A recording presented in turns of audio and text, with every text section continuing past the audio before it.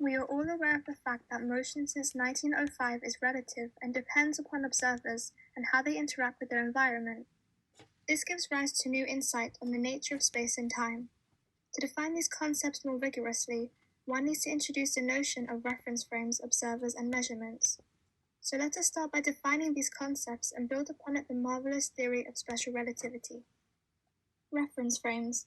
In order to define a reference frame, one requires three ingredients: a coordinate system, an environment, and an observer sitting in this coordinate chart.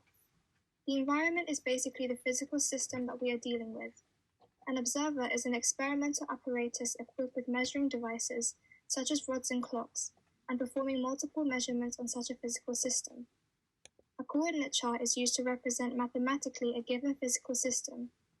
Each chart is associated to an observer, and each observer is put in a physical environment. We examine different physical systems. There are many, but two main physical systems are inertial and accelerated systems. Inertial systems are physical systems that are stationary, that is, not moving with respect to another physical system.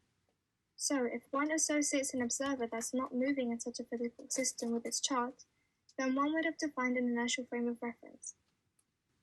The observer then can perform numerous measurements and observations. These special frames might also be moving with constant velocity without any acceleration. This brings the discussion to another class of reference frames, which are non-inertial frames. By taking an inertial frame and relaxing the stationary assumption of the observer, we let the observer be accelerated with its chart. Such reference frames are called non-inertial or accelerated frames, and they are used in many physical problems such as rotating bodies, planetary motion, or even in gravitational theories such as general relativity, which is beyond the scope of this video. The collection of those reference frames defines the family of observational frames. Cartesian frames and Galilean invariants. Cartesian frames are charts equipped with coordinate axes, all starting from a fixed origin, that helps one to locate a particle in terms of the coordinate axes. The axes are perpendicular and the unit vectors are orthonormal. One can then equip observers with rods and clocks. Imagine two such Cartesian frames, but with one stationary denoted as r, and one moving with respect to the other with a constant velocity v, denoted as r prime. The question is, how can we relate one to the other by means of observers? We start with the principle in physics, which is that all laws of physics are equivalent in all inertial frames. This suggests that an observer's measurement outcomes in R would give the same outcomes in another inertial frame. What about R prime? Let us start introducing Galilean invariance, which states that time is absolute. A physical event R will have positional coordinates R equals x, y, z and a time of t, whereas R prime will have coordinates R prime is equal to x prime, y prime, z prime, and a time t prime.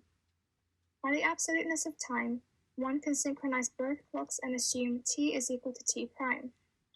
Because R prime is in relative motion to R, consider a point object whose position is given by the functions r prime of t in R prime and r of t in R. Then we would have that r prime of t is equal to r of t minus vt. Then, by differentiation, one gets that a prime of t is equal to a of t. The above equation shows Newton's laws of mechanics, if valid in one inertial frame, must hold for all inertial frames. But it is assumed to hold in absolute space and with absolute time. Therefore, Galilean relativity holds. Maxwell theory and Galilean invariance. The absoluteness of time and space is what makes relativity Galilean. However, according to Maxwell's theory, the speed of propagation of electromagnetic waves in a vacuum is a constant c. This creates an important problem, that is, Maxwell's electromagnetism is not invariant under Galilean transformations. Therefore, one needs to either modify electromagnetism to be Galilean invariant or modify Galilean transformations by taking into account the constancy of the speed of light. History and nature has chosen to modify Galilean invariance into the so-called Lorentz invariance, which takes into account the speed of light. Einstein's postulates and Lorentz transformations. Einstein postulated that we keep Galilean relativity as it is, but relax the absoluteness of time postulate. That is, the laws of physics are invariant in all inertial frames, and the speed of light in a vacuum is the same for all observers, regardless of the motion of the light source or observer. These two postulates imply new sets of transformation rules between inertial frames called Lorentz transformations. What we notice is that t prime does not equal t, which means that the absoluteness of time is broken and replaced by relative time. Each observer has its own synchronized clocks before motion. After motion, their clocks will give different results. Such inertial frames are called Lorentz frames, hence we have a very interesting phenomenon occurring in real life. Rods and clocks in special relativity. We encounter many possible real-life examples of the effects of special relativity, that is time dilation and length contraction. Consider two observers, one sitting on the ground on Earth and another one in a spaceship moving at the speed of light. Before the launch, both observers synchronize their clocks and rods.